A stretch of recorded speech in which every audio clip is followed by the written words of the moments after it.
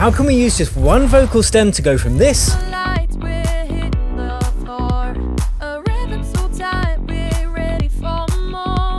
to this?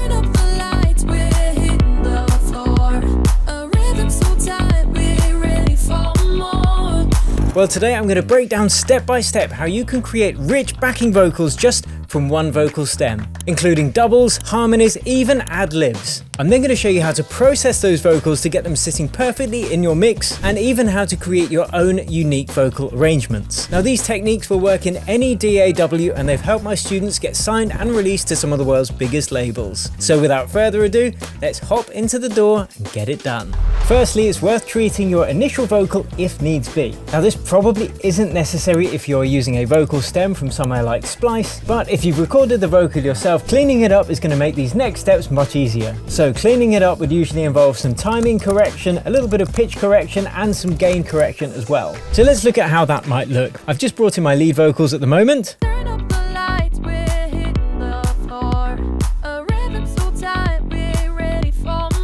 Now, these are already well recorded, so there's not much that we have to do, but if we were going to tweak the pitch slightly, I'd use the Waves tune real time like this. I just put in the key of the track we're working on, which is B minor natural. And then I'd tweak the speed and note transition and just get it sounding a bit more in tune. Now, of course, for this step, you could use the Tauri's Auto Tune, you could use Melodyne, or you could use Flex Pitch if you're using Logic. Next would be the timing. So if any of the syllables are out of time, you can use the warp markers within either Ableton or Flex Time in Logic to just move them and bring them over if needs be. But I actually like the way that these vocals are timed at the moment. And if you do use this last technique and you're using Ableton, make sure to use the Complex Pro warp algorithm for the vocals. It just sounds way better. And then finally, we tweak the gain a bit. Now, you can use the Waves vocal rider to do this automatically. You can either program in some automation with a gain trim plugin like so. And we're just trying to get all the words more or less a similar level. The third way you can do it is actually break the vocal into clips themselves and just boost or reduce the gain to get everything a bit more in line. So at this point, we've got a good, clean lead vocal that we can start working with. Now, the first step, which is completely optional, is you might want to actually change the melody of the main lead line itself before we create the doubles or the harmonies. So let's listen to the lead line as it stands.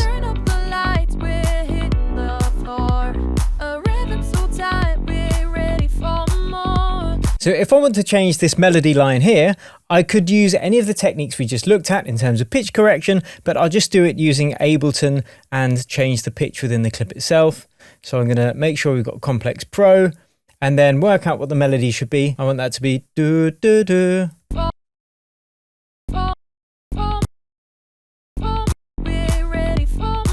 And then I'm just going to blend those clips in together slightly like that. So that's the first step of what you could do if you wanted to tweak the melody line. And there's another technique I'm going to show you in a minute for the harmonies that you could also use to do this more quickly and easily. But first, let's create some doubles for this vocal. So a double is usually when a singer performs the same line several times, and then when they're stacked together, it sounds like several people are singing the same line. This really thickens it up and creates a nice effect. This really thickens it up and creates a nice effect. I said, this really thickens it up and creates a nice effect. So to create doubles, we want to start off by duplicating our lead vocal track a couple of times, like so.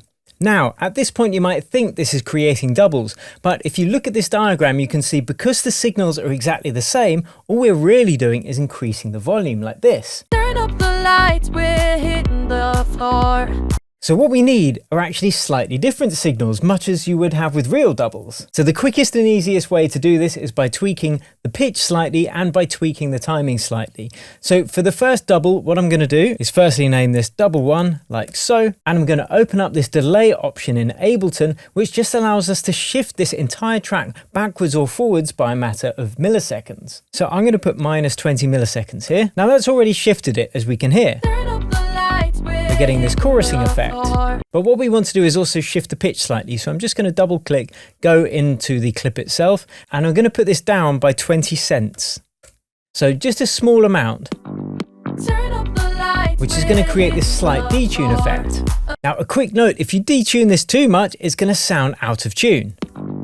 Turn up the lights, we're hitting the floor. which we don't want. So I find about 20 milliseconds of timing discrepancy and about 20 cents of pitch discrepancy is a good sweet spot to start. So now I'm going to duplicate the lead again and detune it exactly the opposite from the double before. So instead of minus 20 milliseconds, I'm going to do this plus 20 milliseconds. And instead of minus 20 cents, I'm going to go plus 20 cents. Now the exact numbers don't matter, just as long as there's enough difference to make it sound like it's another vocal without sounding too out of tune or out of time. Then I'm going to pan the first double left, the second double right, and this is what we end up with.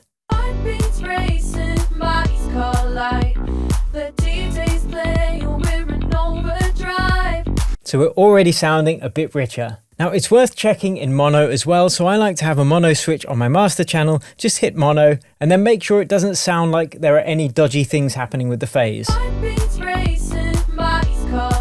And if there are, you can just tweak the timing and the pitch until it starts sounding good without cancelling each other out. So this is already sounding thicker, but what I'm going to do is duplicate those doubles twice more to really thicken this up. And I'm just going to shift them in terms of timing and pitch slightly less than the original doubles. So this one by minus 10, this one by plus 10, this one by minus 10 cents, and this one by plus 10 cents.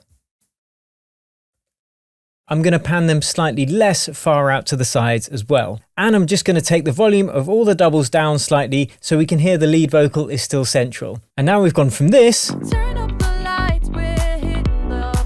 to this. Now this is similar to what a chorus plugin does, but using this method we've got a lot more control because we can really dial in exact amounts of pitch and timing, and we can process each of these signals separately, which I'm going to show you how to do in a couple of minutes. So that's the doubles, let's move on to creating the harmonies. We want to create harmonies to highlight particular points in our vocal. Now there are a few techniques for doing this and I'm going to show you a couple, and here's where knowing some music theory will really help. But I'll also show you a technique for how you can create harmonies if you don't know much music theory at all. So the first option is, after duplicating your lead line again, you can painstakingly adjust the pitch of each separate syllable, much like we saw earlier. But as I said, this is painstaking and it can involve a lot of trial and error. Turn up the lights, we're hitting the floor. Now the second option is to play in the harmony lines using a MIDI instrument, and then you can use that as a guide or template for tweaking the pitches of all the different syllables. A rhythm so tight, we're ready for more. So what I did here was use the scale feature in Ableton to write in the scale of the track that I'm working in, and in this instance it's B minor natural. Now when I hit the scale button, you can see that it hides all of the notes that aren't within that scale, and this makes writing harmonies way easier. And again, you can use the pitch control within Ableton, you could use flex pitch in Logic, or you could use a piece of software like Melodyne. Now the third and most powerful option, and my personal favorite, is using an auto-tune plugin like Waves Tune Real Time, and then using the MIDI instrument as an input to that auto-tune whilst the vocals are running through it. And here's what that looks like. So first I just programmed in the harmony line using a grand piano on a MIDI channel. Then we want to drop a Waves Tune Real Time plugin on the vocal track that we are going to use for the harmony. Then hit the target pitch button so it can receive the MIDI information. Dial in the speed and note transition. I like to make these really short for harmonies. It sounds unnatural, but in the mix you can't really tell. Then we need to delete the instrument from the MIDI track, choose the output from this drop down menu to our harmony vocal track, and then make sure that the Waves Tune is selected from the second drop down menu. Can't hold us back, we're breaking free. Tonight we'll dance like it's just you and me. So that's the upper harmony, sounding great. Let's add a lower harmony too. And we're just going to use this lower harmony to highlight particular parts of the vocals and really make them stand out. Tonight we'll dance like it's just you and me. The bass is pumping, we're lost in the sound. In this moment, we own the ground. Now, when writing harmonies, it pays to think about the lead vocal in repeating sections and use harmonies just to highlight important phrases within the lyrics, or to build energy as you move from one part of the arrangement to another, for instance from the verse to the pre-chorus, or from the pre-chorus into the chorus. And now I'm going to use the exact same technique for the harmonies that we used for the lead vocal doubles by duplicating them, tweaking the timing and the pitch, and panning them left and right. So this is where we are currently. Can't hold us back, we're breaking free. Tonight we'll dance like it's sounding just big, right? you and me. But of course, these techniques rely on you at least knowing some music theory when it comes to writing the harmonies. But what if you don't know music theory? Well, then you can use Nectar by iZotope to help you write the harmony lines. So I'm just going to duplicate my lead vocals and load an instance of Nectar on one of them. And this is going to be our harmony line. So now I'm going to choose the key that we're working in, which is B minor from this drop down section here. Then I'm going to add the voices unit. And now we can use these different presets to experiment with harmony lines that the plugin creates for us. So let's try this one, Moody. And I'm just going to hit this solo button so we can't hear the lead vocal coming through the plugin. Otherwise it's too overbearing, and we can adjust the time and pitch variation much as we were doing manually before to add even more richness to our harmonies.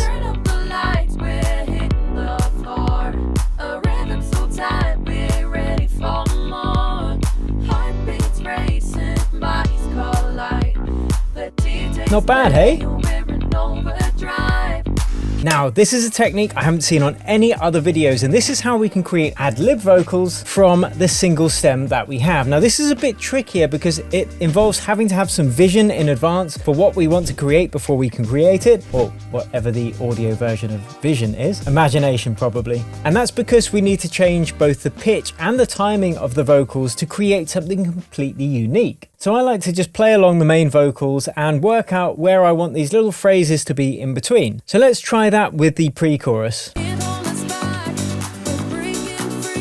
Breaking free. Just you and me.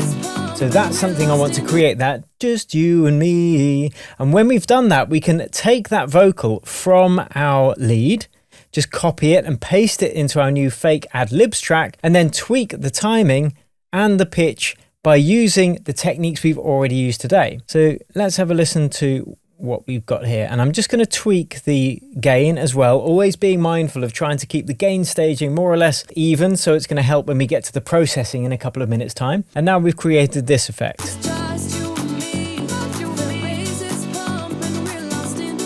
And let's create another couple in the chorus.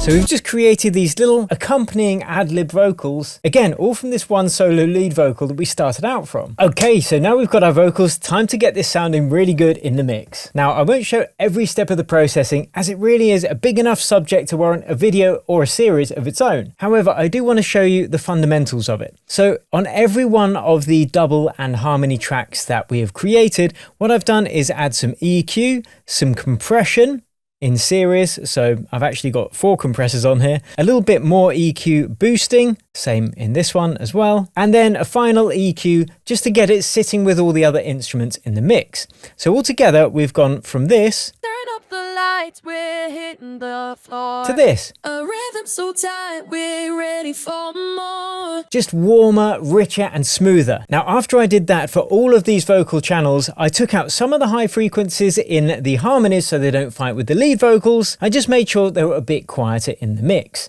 I then did some group processing on the vocals, adding a little bit of glue compression and some EQ just to gel them all together, but just a little bit. And then sent out some of those vocals using the auxiliary channels to a plate reverb to make them all sound like they're coming from one space, a little bit to a hall reverb to add size and depth to the track, and then some delay as well, just to add some more interest and groove to our vocals. Now, having the vocals all share these same 2 or 3 auxiliary channels spatial effects really helps us avoid cluttering the mix with too much reverb, too much delay, and confusing our listeners' ears. It really can create a messy, confused mix. So here is our final result with all the doubles, all the harmonies put together, and the processing and effects. This is what we ended up with.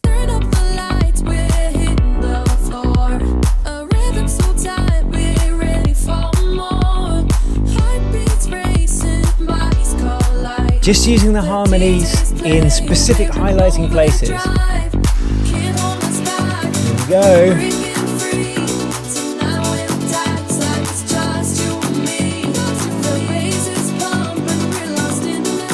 Here we go, chorus.